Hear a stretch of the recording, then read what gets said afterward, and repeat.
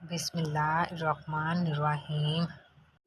رسول اللہ صلی اللہ علیہ وسلم نے فرمایا، دو روشن چمکتی ہوئی صورتیں سورۃ البقرہ اور آل عمران پڑھا کرو، کیونکہ وہ قیامت کے دن اس طرح آئیں گی جیسے دو بادل یا دو سائبان ہوں، یا جیسے وہ ایک سید میں اڑتے ہوئے پرندوں کی دو دڑیں ہوں۔ وہ اپنی صحبت میں پڑھنے اور عمل کرنے والوں کی طرف سے دفاع کریں گی۔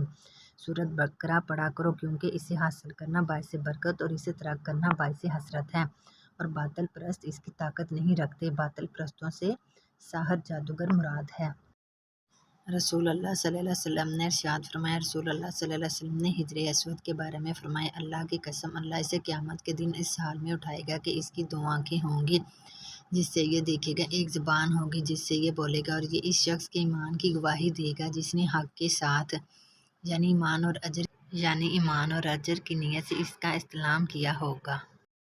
رسول اللہ صلی اللہ علیہ وسلم نے ارشاد فرمایا، مومن کا معاملہ بڑا عجیب ہے، اس کے ہر معاملے میں خیر ہی خیر ہے، اور یہ بات مومن کے علاوہ کسی کو حاصل نہیں۔ اگر اسے خوشی ملتی ہے تو وہ شکر کرتا ہے، یہ اس کے لیے خیر ہے، اور اگر مصیبت آتی ہے تو صبر کرتا ہے، یہ بھی اس کے لیے خیر ہے۔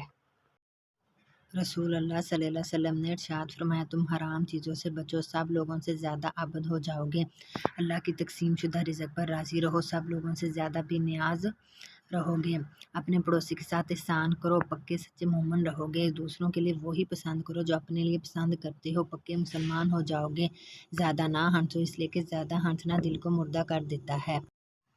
انس رضی اللہ تعالیٰ عنہ بیان کرتے ہیں، رسول اللہ صلی اللہ علیہ وسلم سب سے زیادہ حسین، سب سے زیادہ صحیح اور سب سے زیادہ بہادر تھے۔ ایک رات مدینے والے گھبرا گئے تو لوگ اس کی آواز کی طرف چل پڑے۔ رسول اللہ صلی اللہ علیہ وسلم سب سے پہلے اس کی آواز کی طرف گئے تھے، اور واپسی پر آپ صلی اللہ علیہ وسلم لوگوں سے ملے تو آپ صلی اللہ علیہ وسلم نے فرمایا، گھبراؤ نہیں، گھبراؤ نہیں۔ آپ صلی اللہ علیہ وسلم اس وقت ابو طلحہ کے گھوڑے کی ننگی پیٹھ پر سوار تھے، اس پر زین نہیں تھی، اور آپ صلی اللہ علیہ وسلم کے گلے میں تلوار تھی۔